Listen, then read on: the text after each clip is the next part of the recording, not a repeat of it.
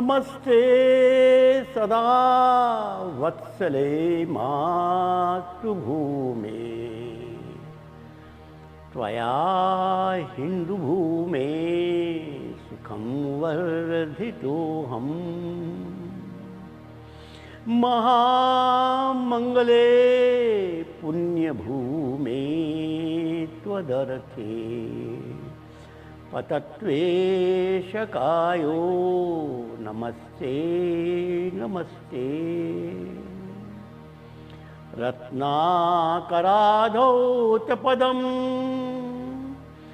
हिमालयकिरीटिनीं ब्रह्मराजर्षिरत्नाढ्यां वन्दे भारत मातरम्। उत्तरं यत् समुद्रस्य हिमाद्रैश्चैव दक्षिणं वर्षं तद् भारतं नाम भारतीयत संतति। प्रभो शक्तिमन् हिन्दुराष्ट्राङ्गभूता इमे सादरं त्वां नमामो वयम्। त्वदीयाय कार्याय बद्धा कटीयम् शुभामाशिषं देहि तत्पूर्तये। लोकाभिरामं रणरङ्गधीरं राजीवनेत्रं रघुवंशनाथं कारुण्यरूपं करुणा श्रीरामचन्द्रं शरणं प्रपद्ये। श्रीरामचन्द्रं शरणं प्रपद्ये। मनोजवं मारुततुल्यवेगं जितेन्द्रियं बुद्धिमतां वरिष्ठं वातानरयूथमुख्यं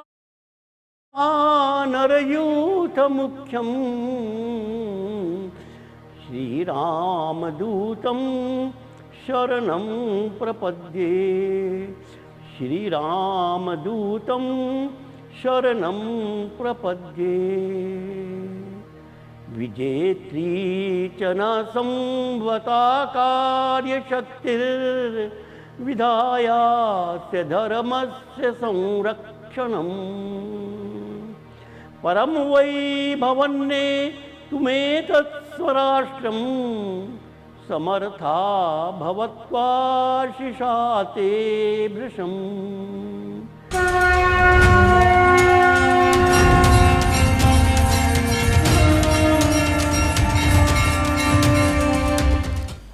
सबको नमस्कार। उद्घोष क्रांति राम की में आप सबका स्वागत है। मित्रों, तो तुलसीदास जी बहुत व्यथित थे। उन्होंने हनुमान जी की साधना की। ऐसा कहते हैं कि हनुमान जी ने स्वप्न में उनको आदेश दिया, राम कथा लिखो और ऐसा लिखो कि दिखने में भक्ति मार्गी हो, लेकिन संदेश शक्ति मार्गी होना चाहिए। लोग समझे कि ये भक्ति की काव्य है, लेकिन समझने वाले लोग उसमें से शक्ति प्राप्त करेंगे। तुलसीदास जी ने राम कथा लिखने का संकल्प किया, लेकिन उनके मन में विचार आया कि मैं जो शक्ति की आह्वान कर रहा हूँ, वो शक्ति का आह्वान करने के लिए राम जी से अधिक तो हनुमान जी सक्षम हैं। और इसलिए उन्होंने कार्यकर्ता निर्माण के लिए रामायण लिखने के पूर्व हनुमान चालीसा का रचना की। और हनुमान चालीसा में श्री हनुमान जी का पूरा जीवन का वर्णन है। पूरे रामायण, या तो मैं कहूँगा कोई भी संत महात्मा एक बताओ जिसने अपने जीवन में उपदेश नहीं दिया लेकिन भगवान की पदवी प्राप्त कर ली, मंदिर में पूजा होने लगी। एक भी देवी देवता महापुरुष संत महात्मा आप नहीं बता पाएंगे, केवल हनुमान जी को छोड़कर। पूरी रामायण में हनुमान जी एक भी उपदेश नहीं देते, लेकिन अपने कार्य से जो शिक्षा देते हैं वो उपदेश से भी अधिक प्रभावी है। इसलिए हनुमान चालीसा एक मंत्र है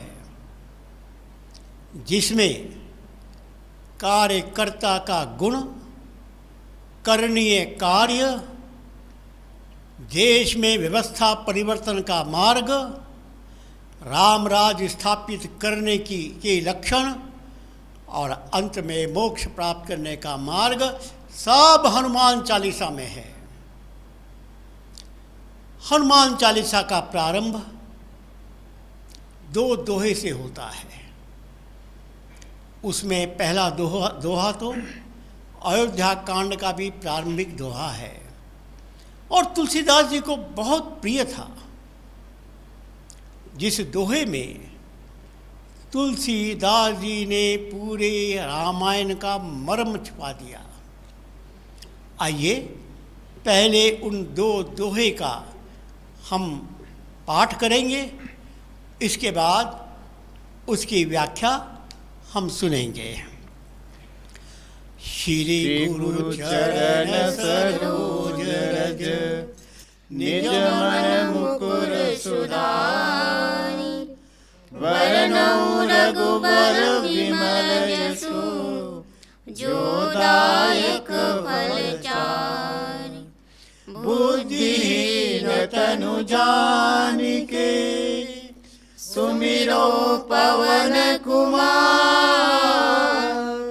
बल बुद्धि विद्या देहु मोहि, हरहु कलेश विकार।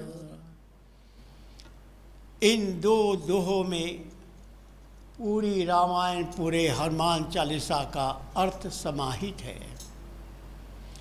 तुलसीदास जी प्रारंभ करते हैं गुरु के चरणों से अपने मन रूपी मुकुर को स्वच्छ बनाने के लिए। इसमें 3 बातें हैं। उन्होंने गुरु के चरणों की चर्चा न करके चरण रज की चर्चा क्यों की? दूसरा, अपने मन रूपी दर्पण को साफ करने के लिए क्यों कहा, और वो भी चरणों के रज से? और फिर उन्होंने रघुवर के यश का पदवी हनुमान जी को क्यों दी? पहली बात, गुरु किसको बनाना चाहिए?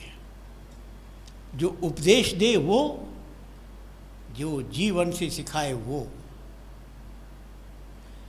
चरण रज का मतलब वो गुरु जो गांव-गांव में राम जी की तरह पैदल चला है, जिसके पैर में धरती की धूली है, वही हमारा गुरु हो सकता है। और इसके लिए हनुमान जी को तुलसीदास जी अपना गुरु मान रहे हैं और उनके चरण रज से, उनकी सक्रियता, उनका पराक्रम, इस पराक्रम के रज से अपने मन रूपी दर्पण को साफ कर रहे हैं। दर्पण का मतलब क्या है? दर्पण में व्यक्ति को अपनी छवि दिखाई देती है। तुलसीदास जी मन को दर्पण की संज्ञा क्यों दे रहे हैं? क्योंकि तुलसीदास जी ये कहना चाहते हैं कि तुम दर्पण में देखो, हनुमान जी दिखाई देंगे, अर्थात तुम ही हनुमान हो।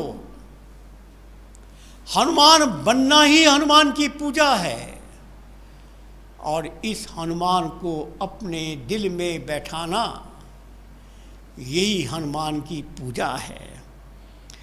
इतना ही नहीं तो वे रघुवर के विमल यश के रूप में हनुमान जी को याद कर रहे हैं और 4 फल की मांग कर रहे हैं।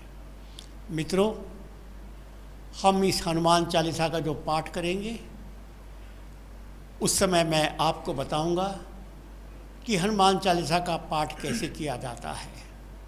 अभी तो हम अर्थ की चर्चा करेंगे।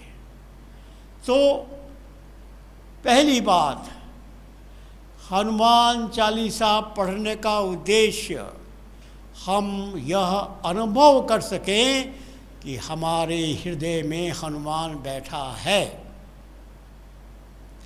हम ही हनुमान हैं। ये आत्म स्वीकृति ही आत्म स्वाभिमान जगाती है।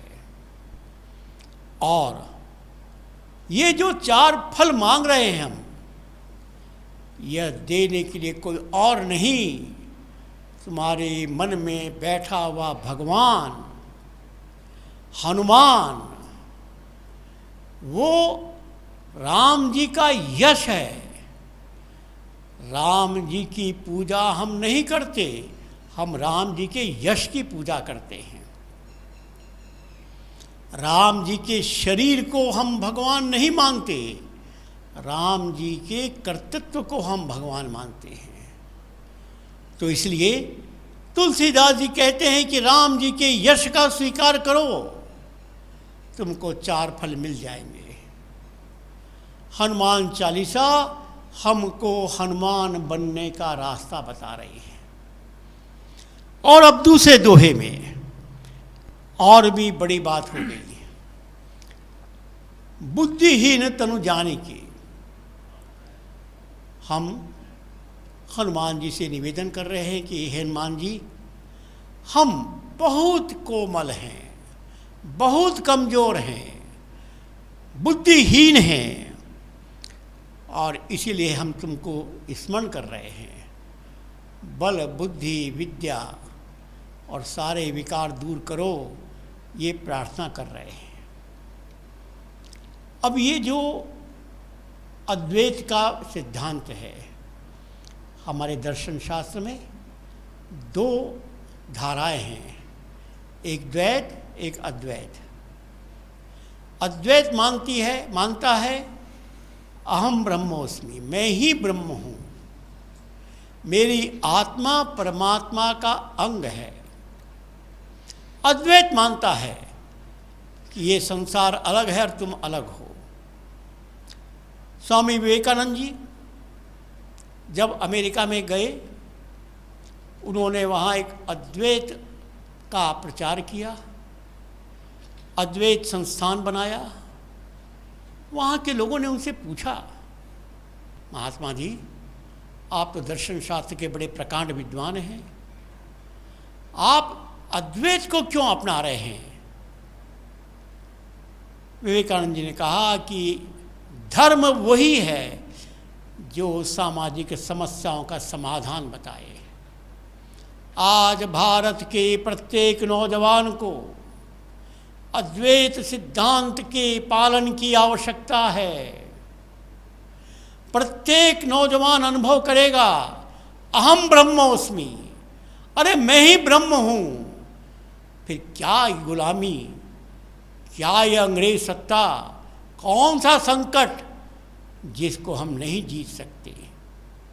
इसलिए वही बात तुलसीदास जी कह रहे हैं कि ये हनुमान तुम्हारे मन में बैठा है।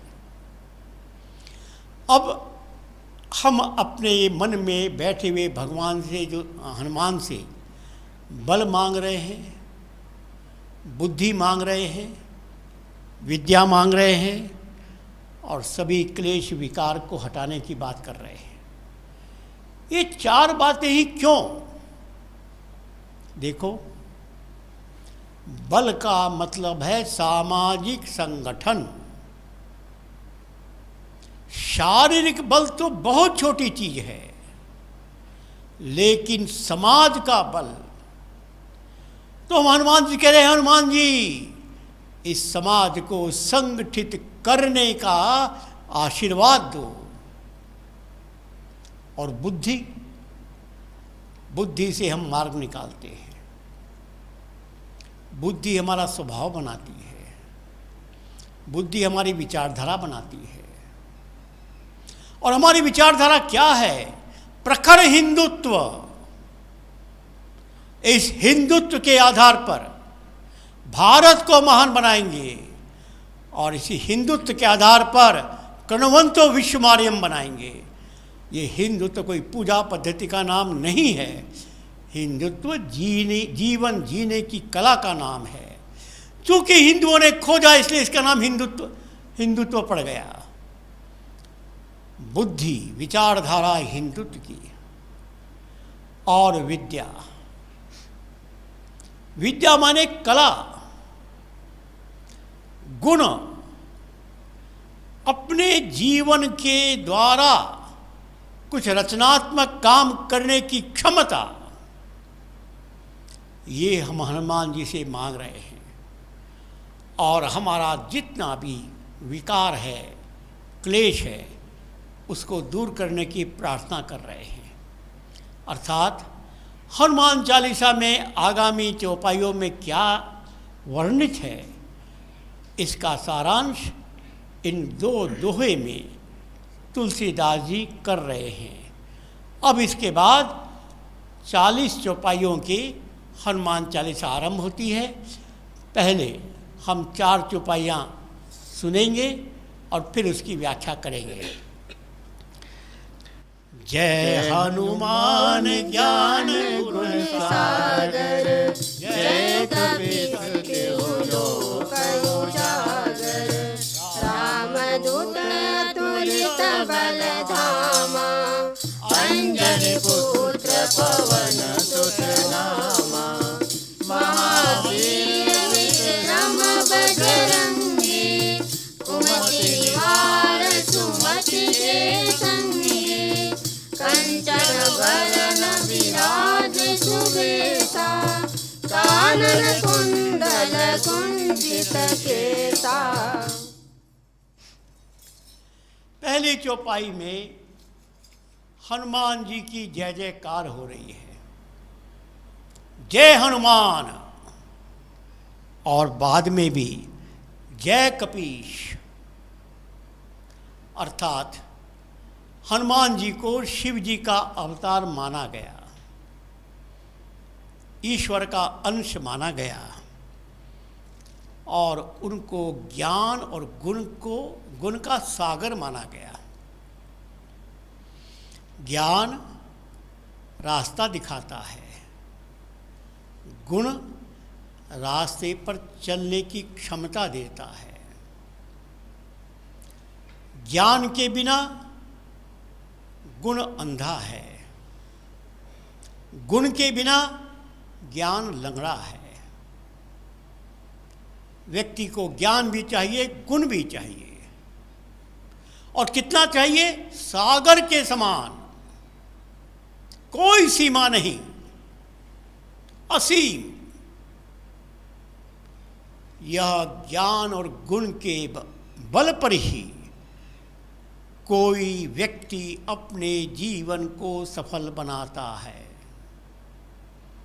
और इसलिए हनुमान जी की सबसे पहली विशेषता तुलसीदास जी ने क्या कहा? हे हनुमान, तुम्हारी जय जयकार हो, तीनों लोक उजागर। तीनों लोक में अर्थात पूरे विश्व में तीनों प्रकार के जो लोक होते हैं, सारी दुनिया, सारे ब्रह्मांड में तुम्हारी जय हो। क्यों? तुम ज्ञान और गुण के सागर हो। तुम चिंतन भी कर सकते हो, तुम उसका पालन भी कर सकते हो। इस देश में बहुत से ज्ञानवान लोग हम देखते हैं जो उपदेश तो देते हैं, लेकिन वो उपदेश दूसरों के लिए देते हैं। तुमको ये करना चाहिए, तुमको ये करना चाहिए। उपदेश देने वालों की संख्या पता नहीं कितनी हजारों में, लाखों में है, लेकिन उस उपदेश के अनुसार अपना जीवन जीना, यह बिरले ही मिलते हैं। हनुमान जी की विशेषता, हनुमान जी ने उपदेश नहीं दिया। हनुमान जी ने अपने ज्ञान के बल पर जीवन जिया, और इसीलिए उनको ज्ञान और गुण का सागर है। अरे जो ज्ञान तुम्हारे जीवन को सक्रिय नहीं कर सका, वह ज्ञान क्या है फिर? क्या मूल्य है उसका? दूसरों को उपदेश देने वाला ज्ञान, इसका कोई अर्थ नहीं है। ऐसा कहते हैं, शब्दों से मत बोलो, अपने जीवन से बोलो। जीवन की बात सुनाई देती है तो हृदय में जाती है, और केवल शब्द कान से दिमाग में जाते हैं। आँख से जब जीवन दिखता है तो हृदय बदलता है। इसलिए हम सब कार्यकर्ताओं को तुलसीदास जी हनुमान बनने का आह्वान कर रहे हैं, और ये कह रहे हैं कि हमको विश्वगुरु बनना है। तीनों लोकों में हमारा यश होना चाहिए। कि कैसे होगा? अपने ज्ञान को अपने जीवन के गुण में बदलो, उसके अनुसार पालन करो। इसके पश्चात दूसरी चौपाई, जिसमें तुलसीदास जी हनुमान जी को रामदूत बना रहे हैं, अतुलित बलधामा बता रहे हैं, और अंजनी के पुत्र और पवन के पुत्र बता रहे हैं। ये रामदूत, इसका जरा अर्थ समझे। दूत का अर्थ एक एजेंट हो सकता है। एक बड़ी कंपनी थी, उसका एक एजेंट था। कंपनी के माल को बेचने के लिए वो एक दुकान में गया, और दुकान में उसने अपने कंपनी के माल के बारे में बोलना शुरू किया। उस दुकानदार ने कुछ प्रश्न पूछे। वह एजेंट स्वयं को उस कंपनी का मालिक समझकर जब तक उत्तर नहीं देगा, दुकानदार संतुष्ट नहीं होगा। राम जी की कंपनी के हम रामदूत हैं। अरे जिन्होंने राम जी को देखा उन्होंने समझ लिया, लेकिन जिन्होंने राम जी नहीं देखा, उनके लिए हम ही राम हैं, हम ही हनुमान हैं। इसलिए रामदूत कहा हनुमान जी को, और हनुमान बनने के लिए हमको उन्होंने एक संदेश दिया, अतुलित बलधामा, अर्थात अतुलित, जिसकी कोई तुलना नहीं हो सकती, ऐसा बल। फिर बल का मतलब शारीरिक बल से मत लीजिए, सामाजिक बल, संगठन का बल। हनुमान जी याद किए जाते हैं कि उन्होंने सुग्रीव की लाखों की सेना को संगठित करके और राम जी के साथ खड़ी किया, संगठन किया अपने जीवन से। और इस प्रकार यह चौपाई हमको हनुमान जी के इस गुण का परिचय दे रही है। अंजनी के पुत्र थे और पवन के भी पुत्र थे। आगे चलकर मैं रामायण के प्रसंग बताऊंगा कि ये सारे वनवासी देवी देवताओं के अंशावतार थे। सुग्रीव यह सूर्य का अवतार था, कोई इंद्र का अवतार था, कोई पवन का अवतार था। इस प्रकार ये सब देवी देवताओं के अवतार थे। पवन रूपी देवता की कृपा से या उनके आह्वान से अंजनी माँ के गर्भ से हनुमान जी का जन्म हुआ। पवन पुत्र ये उनका परिचय बन गया। पवन के समान बलशाली, गतिशाली और मानव मात्र के जीवन के लिए बिना पवन के कोई जी नहीं सकता। हर मनुष्य के लिए ये पवन वही तो प्राणवायु है और उसका अवतार यह हनुमान जी बने। हनुमान जी पुनः वही बात, हमारा हृदय ही हमारा हनुमान है, हमारा मन ही हनुमान का मंदिर है। और ये पवन जो हम सांस लेते हैं यही तो हनुमत शक्ति है। इसलिए हम अपने को पहचाने, यही इस चौपाई में तुलसीदास जी हमको संकेत कर रहे हैं। फिर कहते हैं महावीर विक्रम बजरंगी, महावीर विक्रम बजरंगी। महावीर वीरता,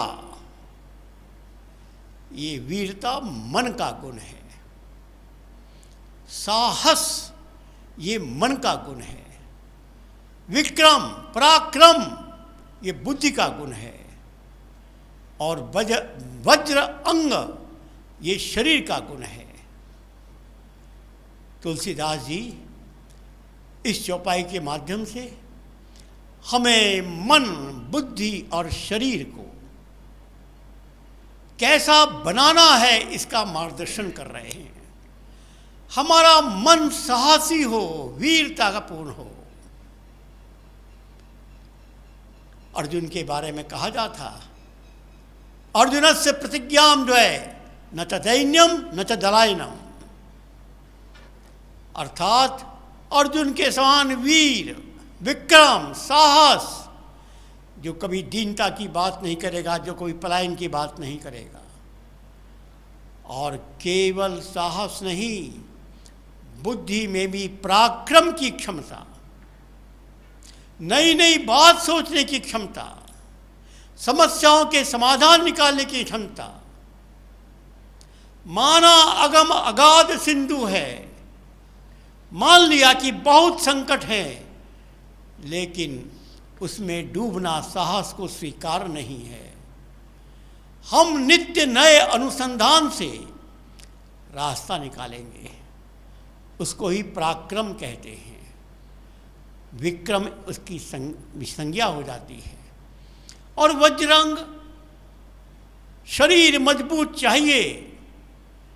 दैनिक व्यायाम, प्राणायाम, आसन, योगासन, रोज सैर करना, दौड़ना, दंड बैठक करना, सूर्य नमस्कार करना, जो आज कोरोना का एक रक्षक के रूप में आयुष विभाग ने हमको बताया। अरे हमारे यहाँ तो हजारों साल से चल रहा है। शरीर को मजबूत बनाओ, रोज व्यायाम करो, योगासन करो, वज्र अंग होना चाहिए। लेकिन ये तीनों बातें तभी सफल होती हैं जब तुम्हारा स्वभाव अच्छा होता है। स्वभाव खराब है, तुम्हारा बहुत साहसी है, तुम्हारा मन बुद्धि बहुत पराक्रमी है, शरीर बहुत मजबूत है, लेकिन स्वभाव खराब है, तो तुम रावण बन जाओगे, तुम दुर्योधन बन जाओगे, तुम दुशासन बन जाओगे। और इसलिए स्वभाव कैसा होना चाहिए? तो तुलसीदास जी कहते हैं, कुमति निवार सुमति के संगी। मति स्वभाव, यह कुमति और सुमति दोनों सभी के जीवन के अंदर अंग रहते हैं। लेकिन जहाँ सुमति वहाँ संपत्ति नाना, जहाँ कुमति वहाँ विपत्ति विधाना।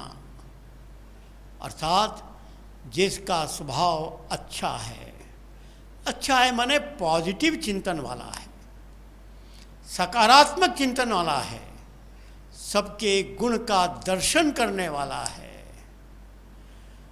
वह संगठन करेगा, कार्यकर्ताओं को एक साथ लाएगा।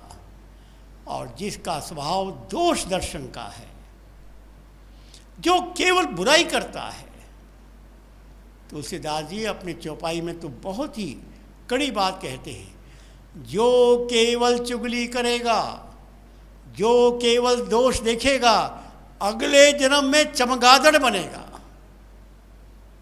वही बात यहाँ कह रहे हैं कि हे हनुमान जी, आपकी कृपा से हम पॉजिटिव चिंतन वाले बने, लोगों के गुण देखने वाले बने, दोष देखने का स्वभाव समाप्त हो। और फिर चौथी चौपाई में हमारे शारीरिक सौंदर्य प्रियता का वर्णन, कंचन वरण विलास वेशा। अब ये कंचन वरण कैसा होता है, हमारा शरीर सोने के रंग का कैसा होता है? जब हम ध्यान, धारणा, समाधि, कपालभाति, भस्त्रिका, प्राणायाम करते हैं।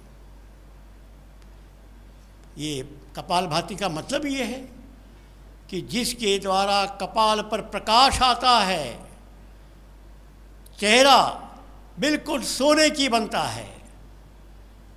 अर्थात शरीर को स्वस्थ रखने के लिए हनुमान जी के तरह हमको इसका विचार करना होगा। और कानन कुंडल कुंचित वेशा, सौंदर्य प्रियता। हनुमान जी के जीवन में ये चार चौपाइयाँ हमको एक नया रास्ता दिखा रही हैं। मित्रों, हनुमान चालीसा में हमको प्रारंभ में कार्यकर्ता कैसे गुणवान होना चाहिए इसकी चर्चा हुई। अब इसके बाद की चार चौपाइयों में हम कैसे कार्यकर्ता अच्छे बन सकते हैं, अच्छा काम हमसे कब हो सकता है, इसकी चर्चा हम सुनेंगे। और चार चौपाइयाँ हम लोग इसके बाद का बोलेंगे। हाथ वज्र और ध्वजा विराजे, कांधे मूंज जनेऊ साजे, शंकर सुवन केसरी नंदन, तेज प्रताप महाजगवंदन, विद्यावान गुणी अति चातुर, राम काज करिबे को आतुर, प्रभु चरित्र सुनिबे को रसिया, राम लखन सीता मन बसिया। ये चार चौपाइयाँ हमारे जीवन के जीने का तरीका सिखा रही हैं। यह पांचवी चौपाई, हाथ वज्र और ध्वजा विराजे। हमारा देश लोकतांत्रिक देश है। लोकतांत्रिक देश में वज्र क्या होता है? वज्र होता है संगठित जागृत लोकमत, जिसको अंग्रेजी में वोट बैंक कहते हैं। सच्चा हनुमान कौन?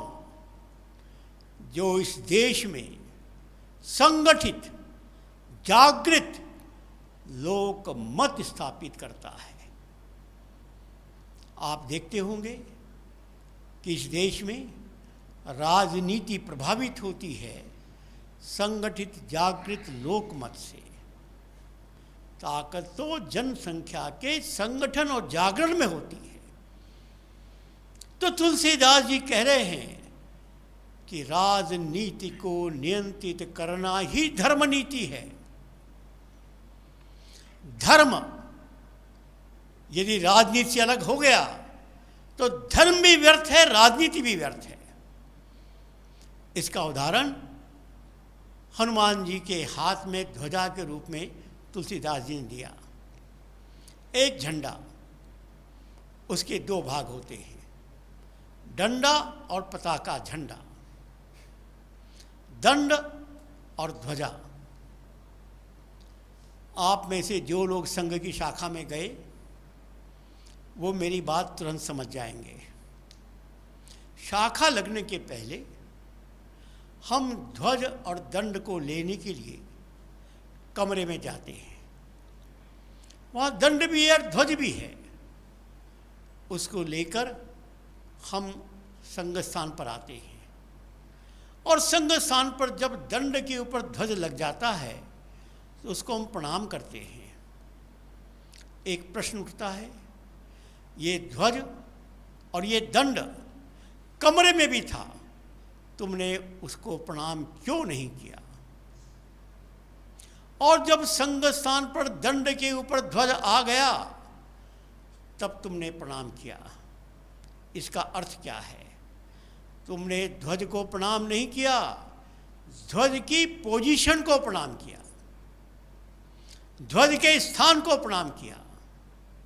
जब ध्वज राज दंड पर विराजमान है तब प्रणाम करने योग्य है। ये दंड राज सत्ता का प्रतीक है, ये ध्वजा धर्म सत्ता का प्रतीक है। जब धर्म सत्ता राज सत्ता अलग अलग होती है, अपमानित होता है।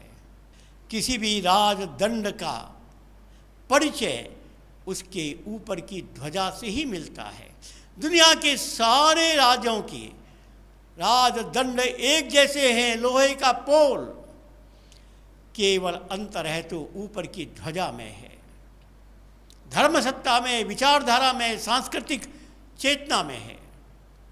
लेकिन इस चौपाई की दूसरी पंक्ति और बड़ी बात कहती है, कांधे मुंज जनेऊ छाजे। ये धर्म सत्ता द्वारा नियंत्रित राजनीति कौन लाएगा? जो साधक होगा, जो सेवक होगा, जो स्वयं राजनीति में नहीं जाएगा। ध्यान रखो, जो लोग ये कहते हैं कि राजनीति में जाकर हम राजनीति को सुधारेंगे, हो गए 50 साल, देख लिया उन सब लोगों को। राजनीति में जाकर राजनीति को सुधारने वाले लोग, बड़े बड़े संत महात्मा फेल हो गए। अरे स्वयं महात्मा गांधी फेल हो गए। संत थे लेकिन राजनीति में जाकर सुधार नहीं पाए। कैसा नेहरू जी हमको मिले गांधी जी की कृपा से। जयप्रकाश बाबू भी राजनीति में जाकर नहीं सुधार पाए। कैसे लालू यादव मिले हमको। इसलिए हमारा शास्त्र कहता है, धर्म सत्ता स्थापित करने वाले व्यक्ति को सेवक ही रहना पड़ेगा, स्वयं सेवक ही रहना पड़ेगा, साधक ही रहना पड़ेगा। राजनीति में जाना नहीं चाहिए। राजनीति में जाने वाले लोगों को राजनीति के खेल खेलने पड़ेंगे, लेकिन उनको नियंत्रित करने के लिए यह धर्म सत्ता चाहिए। प्राचीन काल में जब कोई राजा, उसका राज्याभिषेक होता था, तब वो घोषणा करता था, अब मैं सबसे बड़ा हूँ, अब मुझको दंड देने वाला कोई नहीं है। तो उसके पीछे एक संत खड़ा होता था। वो अपने दंड से उसके मस्तक पर 3 बार स्पर्श करके कहता था, गलत, तुमको दंड देने वाला धर्म दंड है, राजदंड तुम्हारे पास है, लेकिन धर्म दंड तुमको दंड देने के लिए है। मित्रों, यही समाज की रचना है। आओ हनुमान परिवार के द्वारा हम सब हनुमान का साक्षात्कार करेंगे, इस देश को फिर से राम राज्य का देश बनाएंगे और इस राजनीति को धर्म सत्ता के द्वारा नियंत्रित करेंगे। हर राजनेता को जो सेवक है सेवक की तरह व्यवहार करेगा, जो मालिक है मालिक की तरह व्यवहार करेगा। हनुमान चालीसा हमारे अंदर का हनुमान जगाए, यही आज की आवश्यकता है। हनुमान चालीसा का पाठ इसीलिए प्रत्येक परिवार में करने का आग्रह, प्रत्येक परिवार हनुमान परिवार बने, यह एकल का आह्वान। आज इतना ही, अगले सत्र में हम इसकी चर्चा करेंगे। सबको नमस्कार, धन्यवाद।